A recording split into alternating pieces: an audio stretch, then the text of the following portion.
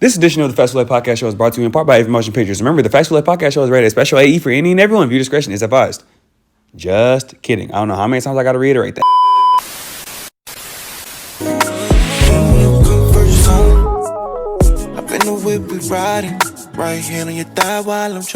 Man, greetings and salutations, man. Y'all already know what it is. We back with the FAX.Koolaid Podcast Show. I'm Alway, otherwise known as FAX.Koolaid, the man with the plan. Let's get straight into it. I'm a speaker, not a yapper. Appreciate everybody that has been supporting the Factory, bro. Everybody inside the Factory, people that are new to the channel, welcome. Make sure you leave a like, make sure you leave a comment, make sure you all that, subscribe and everything. For real, it's greatly appreciated in the Factory. Few things to cover this episode. I know I didn't have an episode last week, or I had a mini episode last week because of the injury to my lip, which you probably can't see it now. Shout out the doctors for making this big old scar.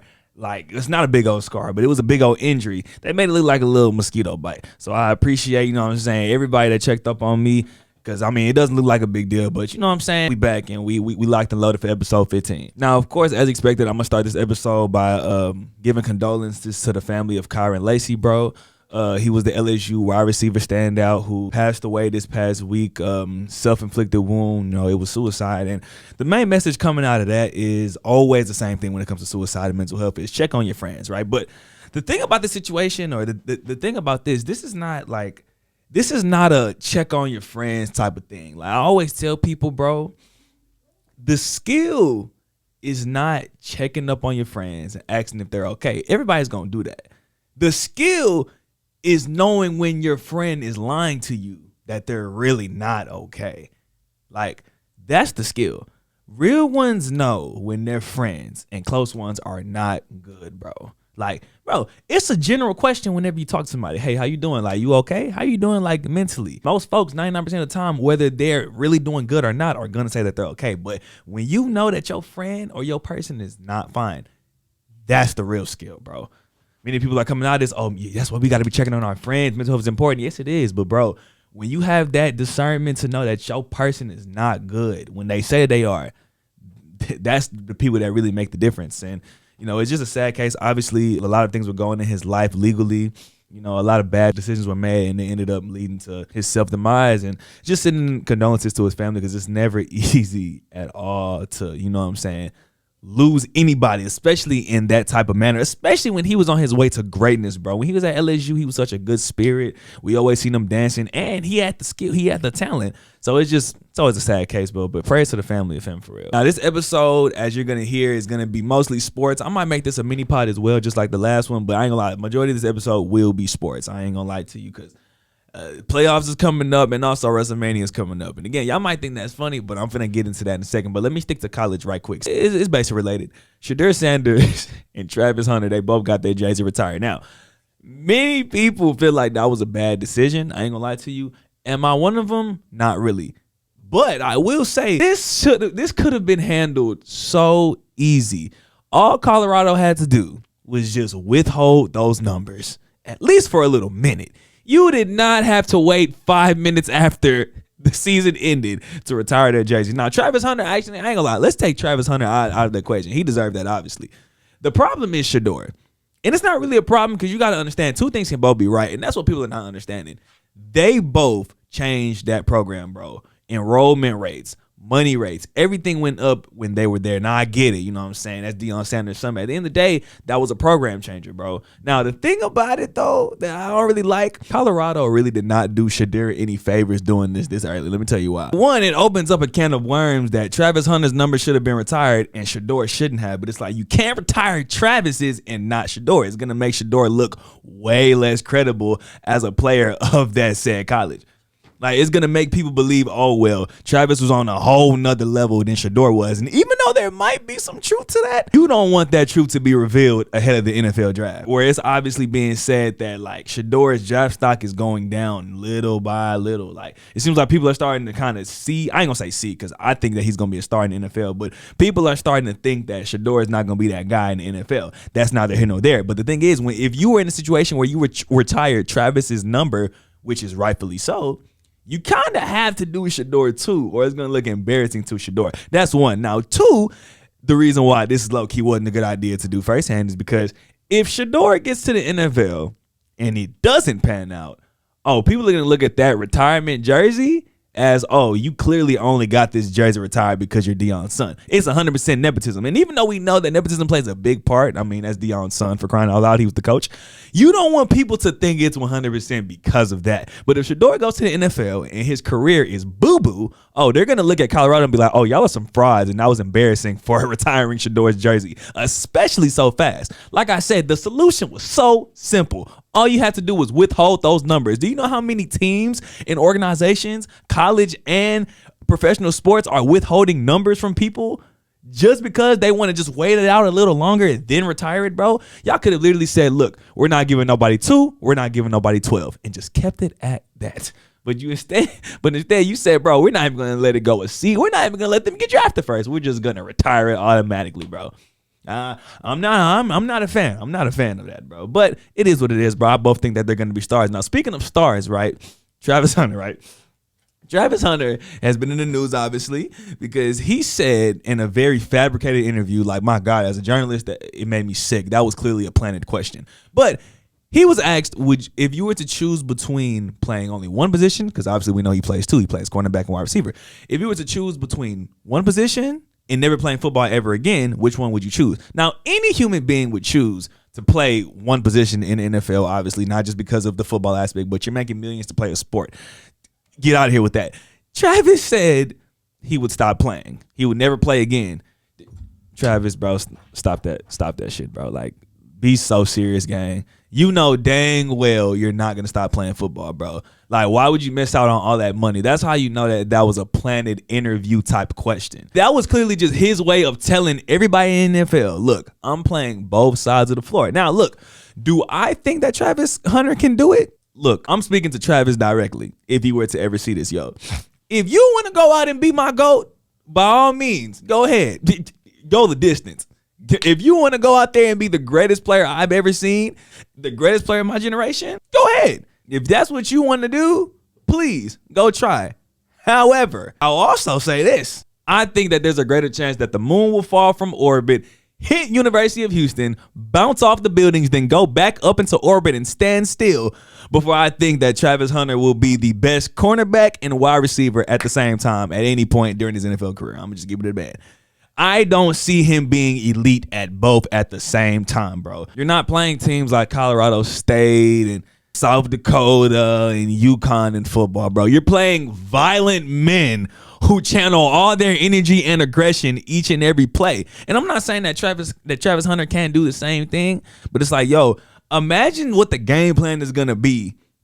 Literally, the only game plan for you has to be get him tired every single possession. If we're throwing to that side of the field and he's covering the other side, still run that route, get him tired, because he's going to go back on the opposite end on offense and be tired as well. We don't got to worry about nothing. That's why I feel like Travis, me personally, I would just put him at corner. But then I had to really realize maybe Travis's plan is to not be the best at both. Maybe, and this is something we've never seen before, maybe the plan in Travis's head is, let me just be good at both.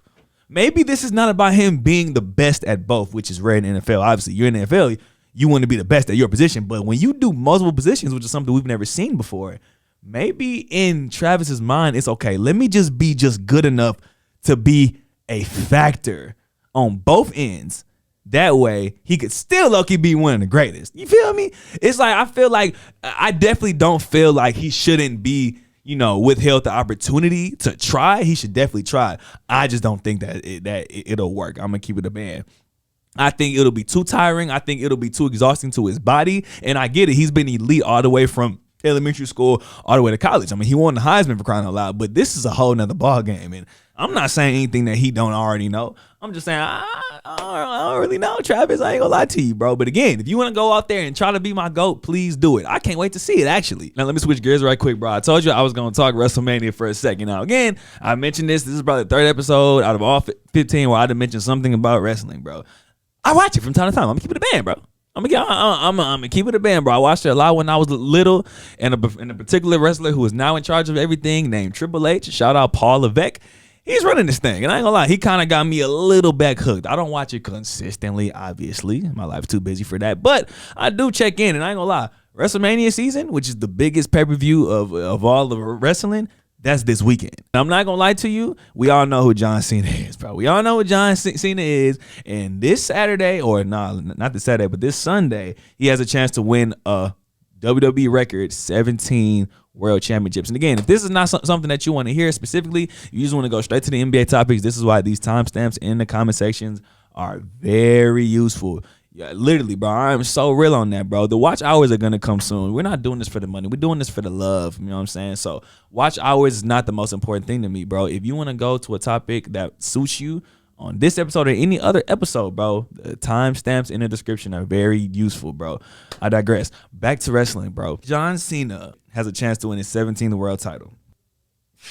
I'm gonna be so calm when I say this, bro. Triple H, I seriously need Cena to win this 17th world championship at Mania. I ain't gonna lie to you, bro. Like, I'm not even joking, bro. Triple H, bro, please do not do this to me, bro. Because I'm starting to hear people on social media and on all these insiders and all these pages, not that I'm too invested, not that I've done my research or anything, but I've been hearing them give like theories as to why Cena losing might actually make sense. How he shouldn't win this 17th world title at WrestleMania. And I'm just like, bro, I'm not trying to hear none of that, bro. Like, you mean tell me you turned Cena heel in the most funniest way possible? Not gonna lie, because I still don't know why Travis Scott was there. I digress. You did all of that for him to win his 17th championship at not WrestleMania? And it's like, I can understand where you feel like that makes sense, but I find that hard to believe that's what you're thinking right now. Like, Paul, like, now is not the time to be playing these games, bro. John Cena has less than 1 year left, bro. Like, I need him to get this 17 so we can see where we go from here. You feel me? But whatever happens, bro, I trust Triple H's writing and everybody in the WWE offices to make us have good storylines for the remainder of John Cena's retirement tour. Because again, this is the end. And I'm gonna also say this. Let's say my wishes do come true and Paul doesn't play with us. You feel me? And Cena does win that 17th. When he pins Cody, whether it's clean or not, even though I would prefer it to be clean. If he pins Cody clean and the ref counts 1, 2, 3, I better not hear a single boo. Can we be honest for a second? This is what we all wanted. So why are we acting like we hate Cena if he wins that title? I ain't gonna lie, I've been actually the different type of fan over these past couple weeks. Anytime John Cena has been shooting on the WWE universe and everybody's all sad, talking about F.U. Cena, calling him all types of names, I would be the one in the crowd like, y'all heard him? Y'all heard what he said? Y'all heard what he said, fool? Like, I ain't gonna lie, bro. Like, if I was in that, like, if I was there in Las Vegas, I'd probably cry when John Cena wins that 17th, bro. Like, that needs to be the time where we remember that this is history. Forget storyline, forget heel, forget babyface. This is 17. It needs to be nothing but cheers, bro. Like, if I hear boos, like, and see, I just know how Paul's gonna handle this, bro. They're gonna book Cena to win in the most BS way possible, so that the reaction is not cheers, so that they can maintain heel Cena, like the heat. They want it to be maintained, bro. WWE can just be so predictable at times. I hate it. But that's happening this weekend, bro. I'm not going to speak on Jey Uso and Gunther because I truly don't care about that match. I digress. Let's move on. Again, I mentioned this is not going to be a long episode because there's a lot going on, bro. But let's go ahead and talk NBA, right? I get into my playoff predictions because that's really what this episode is about. I just want to tackle a few points of what's going on in NBA. First of all, Ja Morant, bro, you're really pissing me off, bro. It's like, I just know Adam Silver secretly hates Ja Morant. Like, you cannot convince me that Adam Silver doesn't not fuck with Ja Morant, bro. It's like, you shoot the gun, you get in trouble. The NBA warned you, don't shoot the gun, Ja. Please, there are kids watching. We want you to be a role model. Please, gets in more gun trouble. They gotta suspend him. He comes back, does the celebration again. Now he has the whole grenade celebration, which, not gonna lie, that's pretty tough, especially if when he throws the grenade into the crowd says, boom. That would be the greatest celebration ever. I digress. It's like, Ja, it seems like you're doing this on purpose, bro. Like, it seems like you're trying to be purposely, like, disobedient. And it's like, there's nothing to prove here. Like, you know, you could just not have a violent celebration, right? And I get it. you want to express yourself, and that's good and all, but like, yo, like, you're really overdoing it. Like, I wouldn't be surprised if he pulls out the RPG. Like, that's just something I feel like will happen. It's just, Josh, stop being so goddamn childish. It's like open defiance. Like, I really don't get it, bro. It's like Ja Morant purposely wants to be the enemy of NBA front offices because he feels like they're against him, bro. Ja, nobody's against you, bro. Like, the NBA just simply wants to keep the product clean. Like, you don't have to do a violent celebration, bro. And don't get me wrong. Again, like I said, I love the bomb celebration, but it's like, look who it's coming from, bro. Like, you're going to blow it, y'all, like real life. Speaking of people who have been acting very childish lately, let me speak on Trae Young. Because Trae Young, who was in the playing game, who I do not believe has a chance in the playoffs with the Hawks, and I'm going to get to that in a second, he got ejected for doing some childish stuff too. But that's not what I want to talk about when it comes to Trae. Trae. Oh, man. Trae, bro. I am begging you, bro. Like, I wish, like, Trae Young could see this, bro. Leave, bro. I beggeth thee, bro. You are wasting your valuable career in Atlanta. I get it, bro. Atlanta's amazing. Atlanta got the baddest women I've ever seen. Those that are women. Atlanta is live. My favorite food is chicken wings. Atlanta got the best chicken wings on the planet.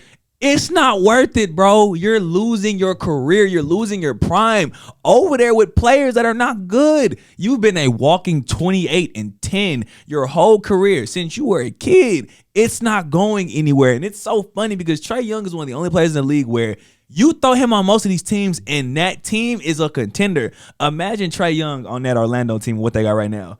Imagine Trae Young on that Pistons team is what they got right now. Trae Young cannot make a team worse. Now, obviously, defensively, he could be a liability, but every team has a goddamn defensive liability. Let's just keep it a band. Look at Steph. You put Trae Young on 90% of these NBA teams, and they're a better team, bro. And I've been a fan of Trae Young since he was in college. The best college basketball player I've ever seen in my life. I stand on that, bro. He was a whole inspiration. Came to the league, got better, did the same thing. It's like, bro, nothing would make me happier.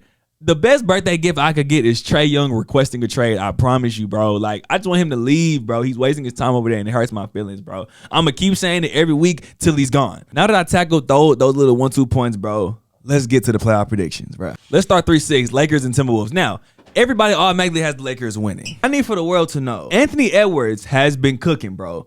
He's been a walking 28-5-5, 9 40-point games by Anthony Edwards, bro. He leads the league in 3-point shots. And then Julius Randle, even though he's been a little streaky, you could trust him to probably go for a 30 ball at any moment, and you cannot dismiss Rudy Gobert. That's what's coming to the Lakers this series, bro. With that being said, Lakers in 5. Like, I ain't gonna lie, bro. Lakers in 5. This series is not gonna be that competitive. I ain't gonna lie to you, but I will say Anthony Edwards, this series could either go good or bad for him. Not gonna lie to you. We know that you're not gonna win, Anthony. It's fine. We know that Timberwolves are not getting past the Lakers. But you cannot afford to have a bad series, bro. Not gonna lie to you, bro. He cannot afford to have a bad series, ladies and gentlemen, bro. Not gonna lie. If he gives them a fight, right? If he can take it to 6 or 7, that's good. Not gonna lie to you. If Anthony Edwards can push the Lakers to a competitive 6 games or to 7 games, that's all we need. Nobody's expecting you to beat the Lakers, Anthony, but you cannot lose this in 4. You cannot lose this in 5, bro. You went all the way to the conference finals last year, and you was talking hella shit on the way there. You cannot lose to the Lakers in 5, bro. That whole team has the most to lose, not gonna lie to you. Julius Randle, we already losing faith in you as a good basketball player, period, bro.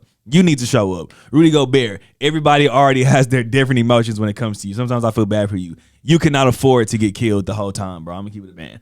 But that's how I feel about Lakers and Timberwolves. The Lakers will win in 5, hopefully 6 if Anthony Edwards shows up. Now, Rockets and Warriors. I got Warriors in 6, but the Rockets have the opportunity to do something very funny and very sensational. The fact of the matter is, nobody has faith in the Rockets. Can I just keep it a band? I'm going to keep it a band. There are 16 teams in the playoffs. I can guarantee you every one of those teams wants to face the Rockets at some point. If every team in the East makes it to the finals, they're probably going to wish that they're going against the Rockets. I mean, just give it a band, bro. Every team in the West low-key wishes they could get the Rockets in the first round. I know the Warriors are very happy to get the Rockets. It's not that the Rockets are not good. They're very great, but it's like nobody's taking them seriously. So if they can somehow overpower everybody and make it to the Western Conference Finals, make it to the finals, it will be the most magical run I've ever seen, simply because they are probably the biggest underdogs I've ever seen. Like, it's actually pretty funny how nobody's taking them seriously. So if they can overcome all of this and prove the whole world wrong, because how many of y'all are really picking the Rockets to beat the Warriors? I'm just keeping it a man. If your life was on the line, are you really picking the Rockets to beat the Warriors? Especially with how Jimmy Butler is playing. And again, to Jimmy Butler, playoff Jimmy's coming back. Do not sleep, bro. Do not sleep, bro. I've been saying, bro, Jimmy Butler took the Warriors season just like how Larry did old dude in that SpongeBob episode when he was drowning, you know what I'm saying? He saved their season, bro. Real talking. For them to combine for over 70 points, like, you think I'm picking the Rockets over them. Especially when the Warriors have beaten them more times this season. Like, let's just stop that, bro. I've been said this was the Butler that the chef needed in the kitchen, and I got the Warriors winning in 6. I ain't gonna lie to you. But if the Rockets win, I'll apologize. I'll make my apology just as loud. This isn't disrespect, but I'll make it just as loud as everything I talked. Nothing to say as far as OKC, they're gonna sweep whoever they play. But let me get to what's really been near and dear to my heart, my Nuggets. We're playing the Clippers. We're the 4, they're the 5. Now, I'm going to start by saying this. Clippers, my mother's slippers, James Harden's lover strippers. Nuggets in 5. I'm not going to lie to you, bro. What? I'm truly having a hard time comprehending how we went from being the favorites not too long ago to now everybody all of a sudden thinking that we don't have a chance. Like, when I tell you, for some reason, the overwhelming large majority of the world has the Clippers beating us. Like, Where did this come from? How do we all of a sudden not have a chance? Like, me personally, I'm going to keep it a band. I don't care about nothing that go on because we got the best player in the world. At the end of the day, when you got the best player in the world, you got a chance. Now, I already thought we had the best chance, but we got the best player in the world. And you think I'm scared? Like, and I ain't gonna lie to you. Let me talk. I understand Kawhi Leonard has been playing his ass off. Norman Powell has been playing his ass off. Zubac has been looking like one of the best centers in the league. But the James Harden factor is still upon us, ladies and gentlemen. I've been rooting for James Harden because everybody knows my 2 favorite guards for the longest have always been Russ and Harden. I mean, imagine how thrilled I was when they was on the same team together multiple times. I've been rooting for James Harden for years, along with Westbrook. But for years, I've watched Harden fold too many times to believe that he's finna take down my Nuggets and ruin my Russell Westbrook's only chance to get this ring.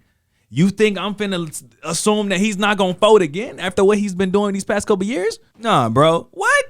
Have we not been watching James Harden all these years? I know I have. That was my guy. I'll be danged if this is gonna be the year that he gonna show up at the expense of my Nuggets, bro. Stop that, bro. I'm not taking that, bro. Again, Clippers, my mother's slippers, James Harden's love for strippers. Nugs in 5. Now, let me speak East right quick, and I ain't gonna lie, it's not really too much when it comes to the East, you know what I'm saying? Milwaukee Pacers, that series is very interesting, because I ain't gonna lie to you, many people are just automatically just disapproving Giannis's claim to want to go back to the finals, and he's been the 3rd best player this season. Obviously, you probably be 3rd in MVP voting. All right, Pacers, keep thinking that y'all are just gonna just destroy the Bucks, bro. I ain't gonna lie to you. I'm not taking Pacers in any circumstance to beat the Bucks.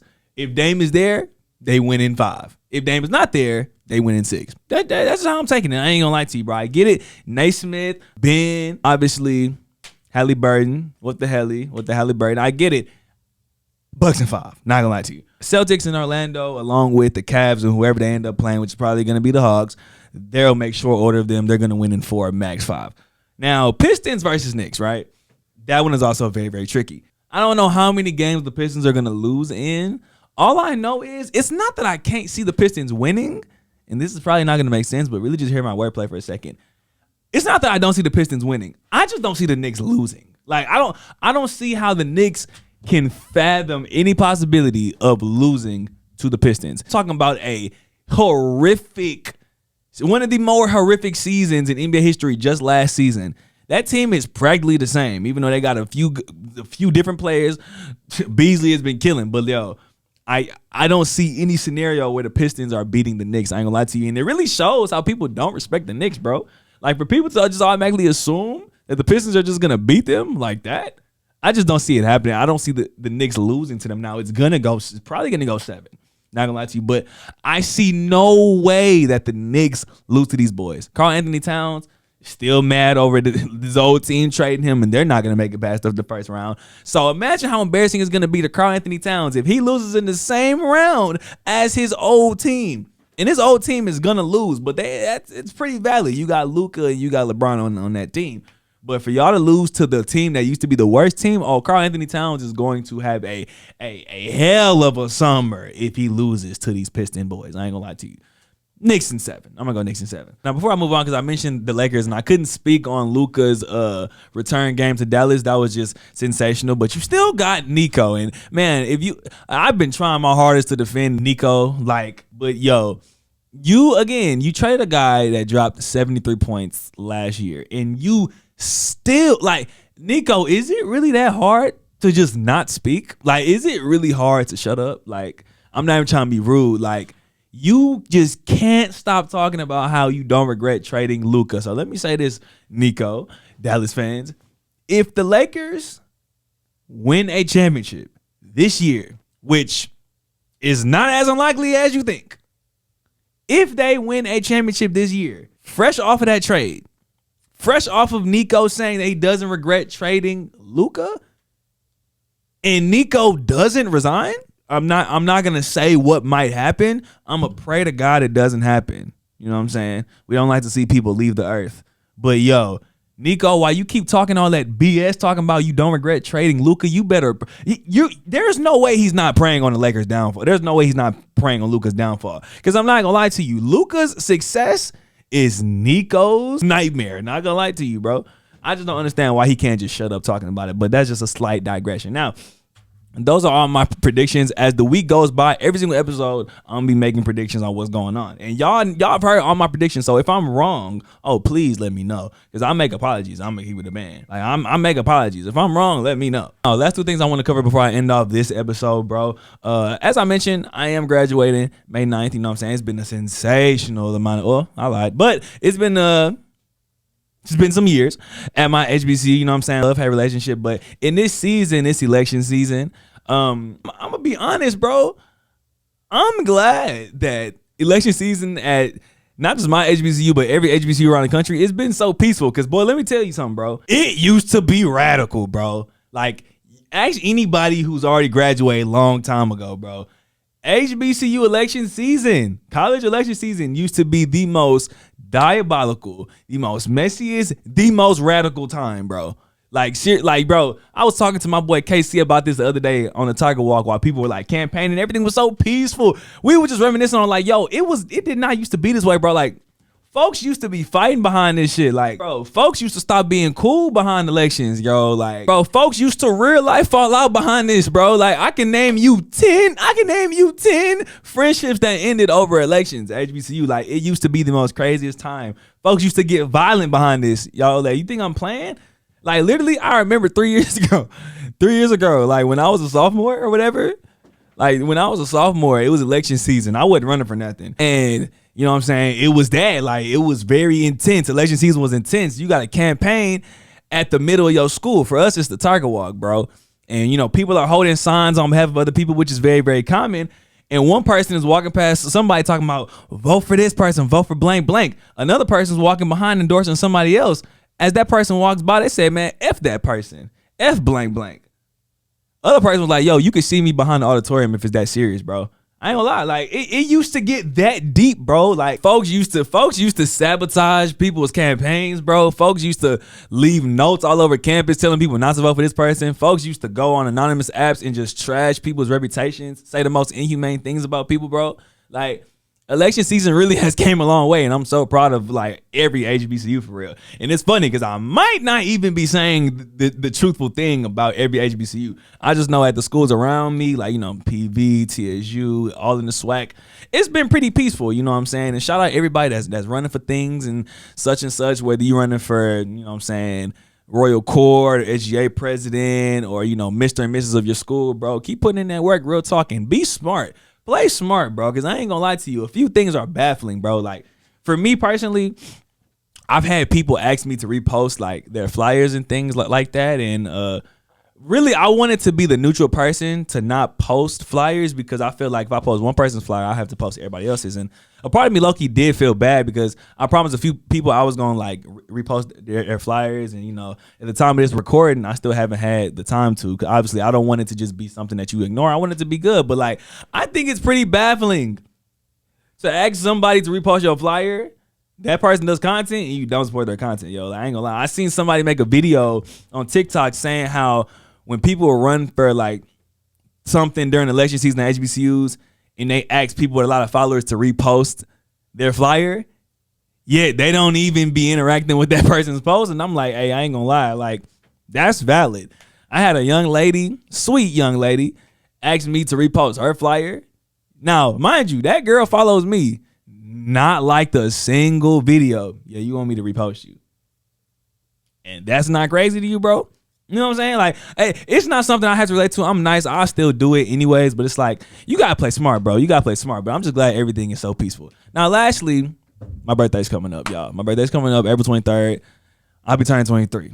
23 on the 23rd, yo. Now, it seems like I'm responding to a lot of things I've been seeing on social media. But I seen a post on TikTok that was all like, yo, ladies, like, y'all got to understand that men's birthdays don't matter as much, you know, like, it's just a regular day. Like, we don't really care about it too much.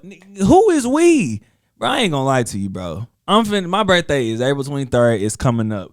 I don't know who is this we y'all talk about. I don't speak French, and I know you don't either, my guy.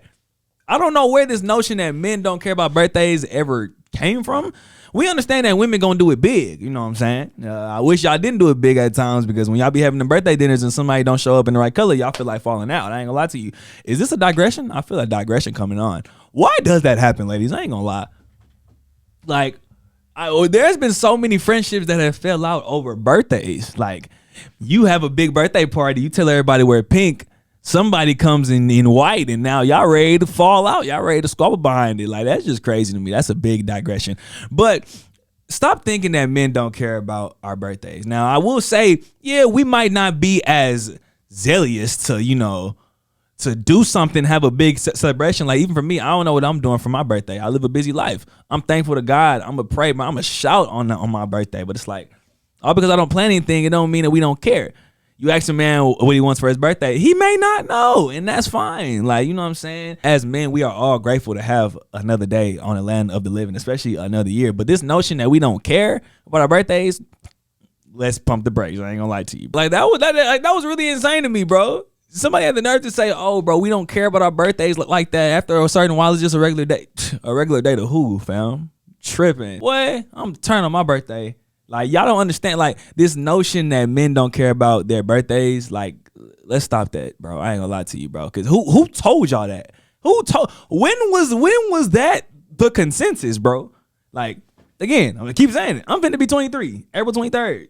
Boy, on them days, I'll be so hyped for my birthday, bro. Happy to accept whatever gifts, whether I get them or not. Happy to accept whatever messages. I don't really understand the whole, you know what I'm saying, no notion that we don't care about our birthdays. So for any ladies that want to know what to give their man for like his birthday or you know what I'm saying, I got you. Let me say that. And I'm not saying this is indirectly what I want. Cologne. I'm gonna keep it a man, bro. If you don't know what to give a man, that's why I'm gonna leave y'all with this episode. If you want to know what to get a man for his birthday, cologne. Bro, man, I appreciate all the birthday wishes in advance, bro. It's a blessing to be able to come to y'all. My 23rd year is going to be like, y'all are going to see like the direct change in my life. Like, y'all are going to see things really take off for real. But if you don't believe me, I just got to wait and show y'all, bro. That's the type of person I am. I don't do a lot of talking. Cliche, because I have a podcast. But I like to show forth things I say. I like to make it happen. FAXTORY, I don't make the rules.